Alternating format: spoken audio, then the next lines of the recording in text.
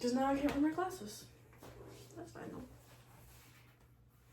I can't see anything. All there is to see is me as your champion anyway. I can't see that. How's it going, everybody? My name is John, and I am still your JME World Champion. I'm Michaela. That was comically loud, dude. Clash of Berlin happened last night, and it was a pretty damn good show. We'll be getting into forfeits later. We're going to have to do it at the end of the video because we don't know how it's going to go for you. But without further ado, the first match, which I actually was correct about when I wrote it for the predictions, is pretty badass. The whole order, he got it right, by the way. The first match was Kevin Owens versus Cody Rhodes for the WWE Undisputed WWE Championship. And Cody Rhodes walked away with the title. Turns out that Kevin Owens was right on SmackDown, and Cody Rhodes was hiding a knee injury.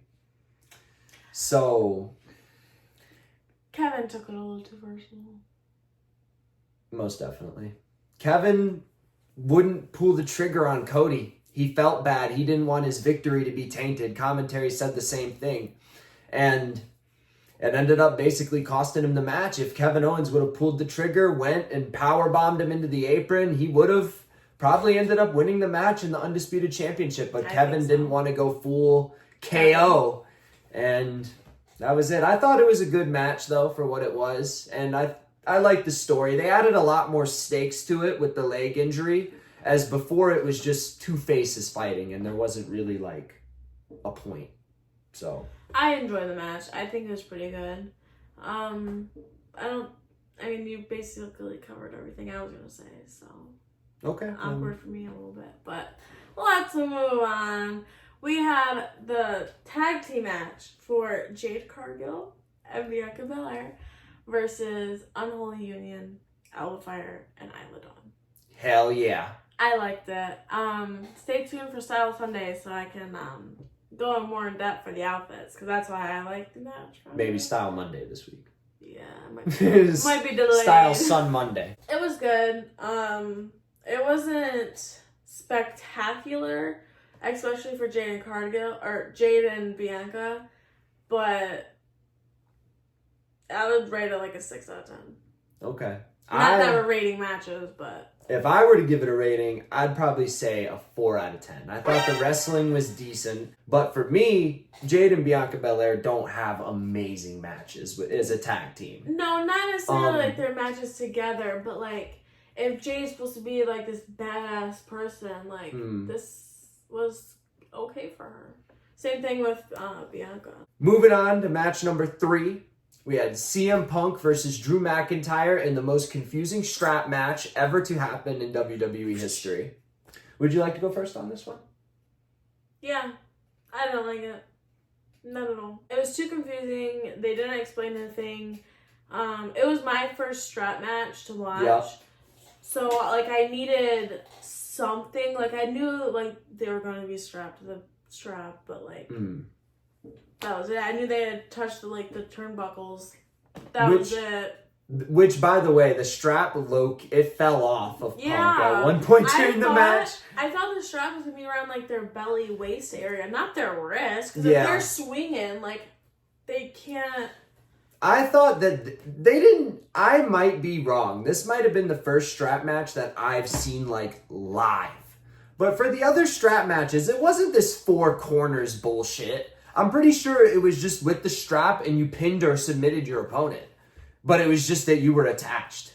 The same thing with like a bull rope match or any of these other stipulations. It's all the same crap. In the same way that a no DQ match is the same as a no holds barred match, which is the same as an Extreme Rules match. I thought the rules were confusing. They said that you had to hit each corner consecutively. Take in mind, I've been a wrestling fan for fucking my whole life, right?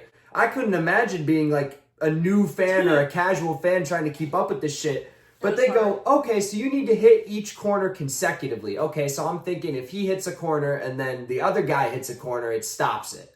Well, then they do that later on. They have Drew hit a corner, then Punk hit a corner, then Drew hit a corner, and then Punk hit a corner as he's carrying him around. And the other thing didn't go off. And then they both had 3. And it was like, but he hit the button right after he did. So it's only consecutive in the terms of getting punched.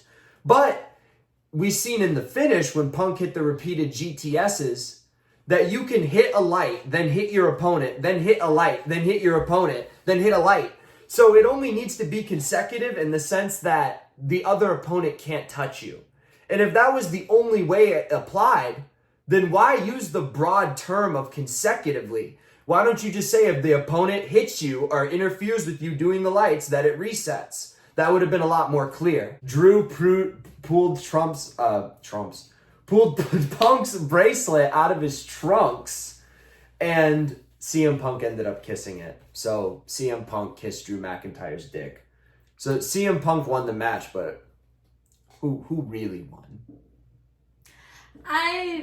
For me, the most confusing part was the finisher. Because it was like, how, it doesn't make sense to me, and I wish it would, but if it didn't make sense to you, is definitely not going to make sense. So let us know what you guys thought of that match. Let us know if you thought the rules were a little more handleable, if that's a word, but we didn't enjoy the rules. Next up, we have the Terror Twins versus Liv Morgan and Daddy Dom. Daddy Dominic Mysterio.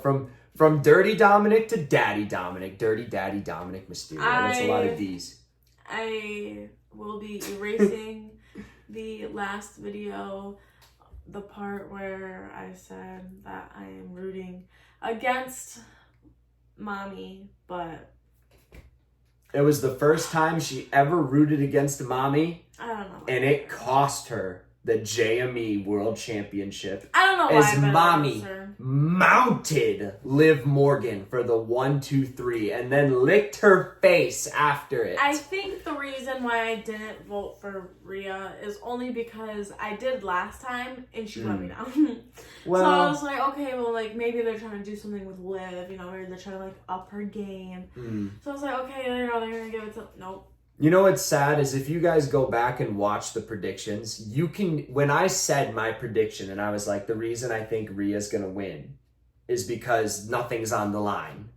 That, like, you know, there's no championship on the line and that Liv Morgan is, you know, she can't lose to Rhea yet.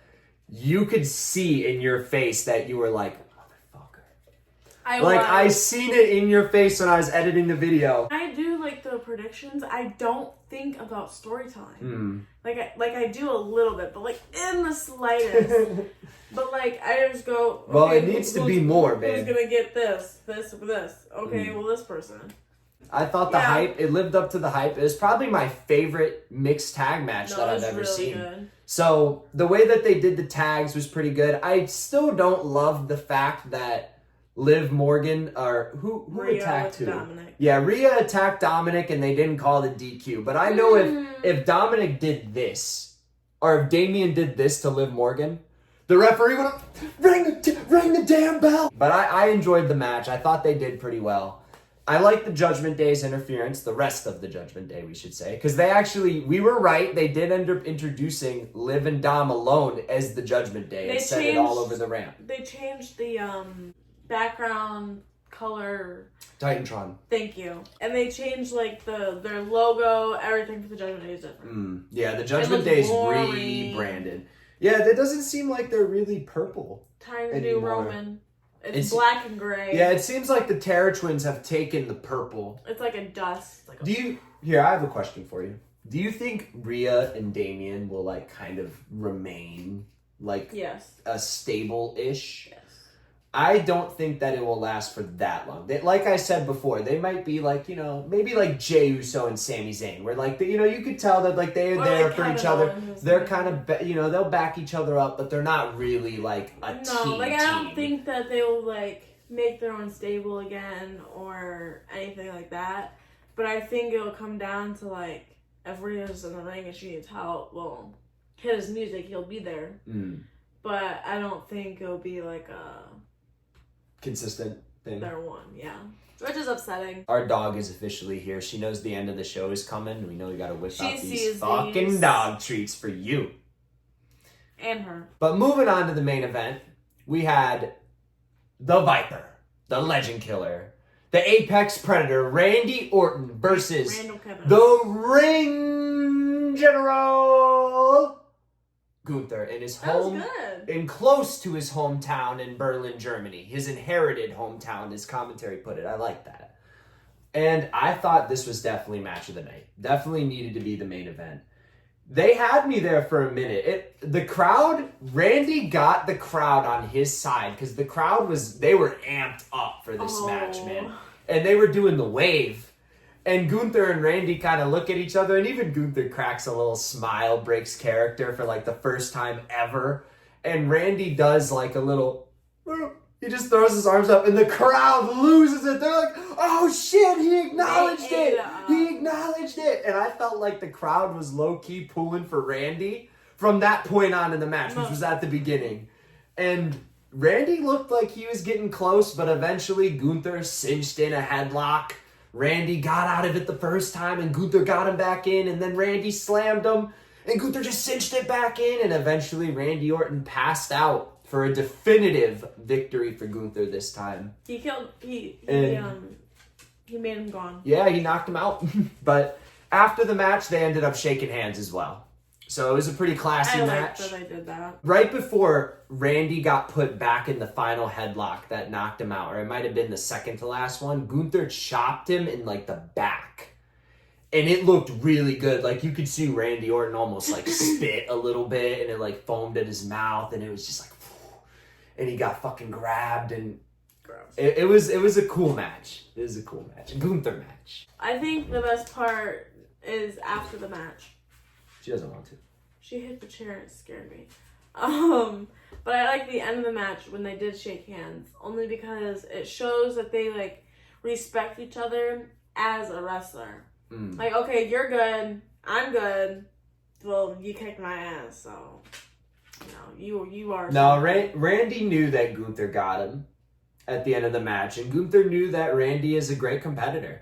I don't think, like, obviously the characters aren't real, but I don't think Gunther, the character, meant what he said about Randy, in his promos. I think he's just saying, get in his head, competitive, whatever. I mean, he even did that with Damien. That's pretty much it for Bash at Berlin. We thought it was a good show, and I'm definitely not disappointed. I'm looking forward to them maybe going back to Germany one day.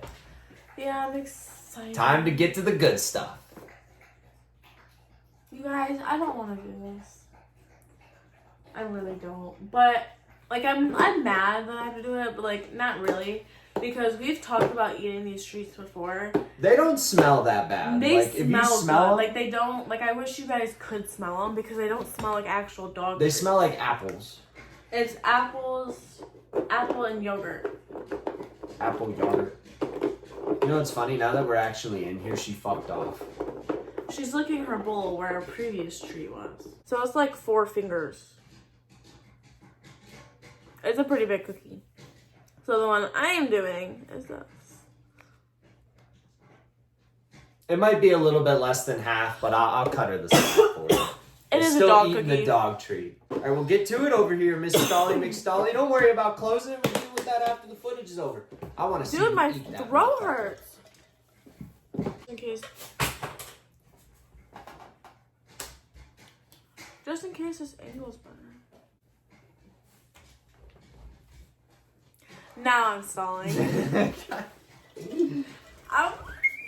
It's not gonna be that bad. I don't know. I'm almost there's another camera over there now, so it's attracting my eye. Can I break it in half and only eat the half? No, that's half of that. Okay, but I just want to put it in my mouth and chew it, but this is huge to put in my mouth. I feel like it's just going to taste like a granola bar. She's cheating. I am, but I'm a girl and I can't. Just eat it! Eat it! That almost got in my water. Okay, I'm nervous. I might leave all this in. No! All this time you've been stalling.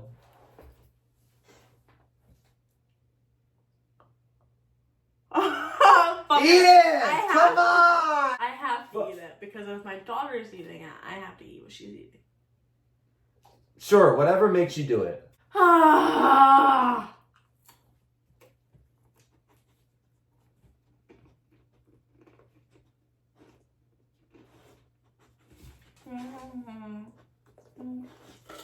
Try to eat it. Mm-hmm. Are you trying? Mm-hmm. Probably. Do what you need to do. So it looks like that's going to be it for the video today. I hope you guys enjoyed it. She hopes you enjoyed it as well. I hope you leave a like and comment below. She's going to be rinsing. Oh, I don't know if you guys heard that, but that was... She almost hopped to it. I hope you guys have a good one. Like and subscribe if you enjoyed. Peace out.